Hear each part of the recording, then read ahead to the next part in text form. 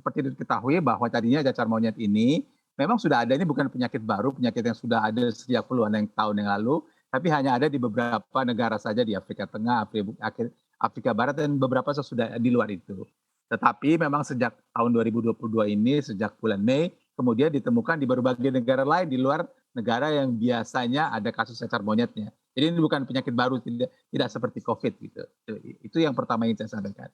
Yang kedua, karena mulai ditemukan di beberapa negara di luar yang biasa itu, pertama memang dilaporkan di Inggris, kemudian menyebar ke berbagai negara, maka akhirnya pada tanggal 23 Juli WHO mengatakan ini sebagai Public Health Emergency of International Concern. Jadi bahasanya adalah Public Health Emergency of International Concern. Jadi tidak terlalu tepat juga kalau kita mengatakan ini kedaruratan kesehatan global sebenarnya. Ini adalah kedaruratan kesehatan public health, kesehatan masyarakat yang menjadi perhatian dunia begitu. Itu poin Baik, kedua Prof. yang saya sampaikan. Baik. Yang ketiga, karena cerita soal Indonesia tadi, saya pikir tidak tepat juga kalau kita katakan kalimat kecolongan, karena kita tahu di atas kita, Singapura, Thailand, dan sebagainya sudah ada kasus, dan di bawah kita, Australia dan sebagainya juga sudah ada kasus. Jadi memang mungkin saja karena di atas kita sudah ada kasus, di bawah kita sudah ada kasus, tentu saja akan mungkin kasus di Indonesia seperti yang akhirnya sudah masuk 2 hari yang lalu itu dilaporkan. Baik, Prof, ini apa saja sih gejala-gejala umum yang terjadi pada pasien cacar monyet ini?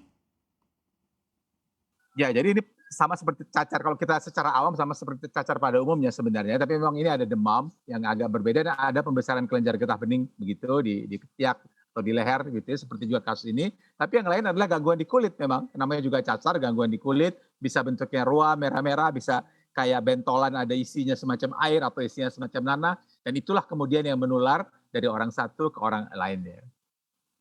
Baik, Prof, ini yang menyebabkan monkeypox ini memang ada bisa mematikan, ini sebenarnya dari mananya nih, Prof? Oke, jadi sebagian besar kasus cacar monyet itu sembuh dengan sendirinya, sebagian besar. Sebagian besar sembuh dengan sendirinya atau sebagian besar kasusnya memang ringan. Pada sebagian kecil kasus memang dapat menimbulkan penyakit menjadi berat, penyebaran ke otak misalnya meningitis dan sebagainya, dan itu yang kemudian menimbulkan kematian. Tapi angkanya kecil. Sebagai gambaran saja, sejak di dalam tahun 2022 ini ada sekitar 39 ribuan kasus cacar monyet di seluruh dunia dan yang meninggal 12 orang. Tentu kita tidak bisa bilang 12 ini ya kalau ada nyawa melayang walaupun satu tidak bisa digantikan tentu saja. Tapi kalau kita pakai angka perbandingan 12 yang meninggal dari 39 ribu kasus ini. Jadi sebagian besar memang sembuh dengan sendirinya dan kemungkinan sakit berat dan meninggal memang relatif tidak terlalu besar. Baik, Prof, artinya bagi penyakit lain, COVID misalnya. Ya, baik, Prof, artinya bagi sebagian orang yang bisa menyebabkan kematian itu memang sudah ada penyakit bawaan begitu ya, Prof? Antara lain demikian. Tentu saja bukan bawaan ya, artinya daya tahan tubuh yang rendah itu menimbulkan kemungkinan menimbulkan penyakit yang lebih berat. Jadi memang secara umum kita menjaga daya tahan tubuh itu sangat penting, baik untuk cacar monyet atau penyakit apapun juga. Sebagian kecil kasus memang seperti saya katakan tadi mungkin saja menjadi berat, tapi jumlahnya memang tidak besar begitu. Tapi memang dia mudah menular. Karena itulah disebutkan sebagai Public Health Emergency of International Concern yang disampaikan oleh WHO pada Juli yang lalu. Baik, Prof, ini sebagian besar kasus cacar monyet di dunia hingga kini kan banyak menyerang laki-laki begitu ya. Apakah memang ini terjadi karena preferensi hubungan sejenis atau ada penyebab lainnya?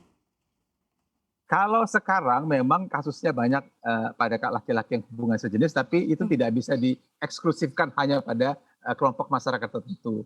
Semua kelompok masyarakat dapat terkena begitu dan laki-laki, perempuan dan juga anak-anak bisa dilaporkan juga sudah dapat saja terkena.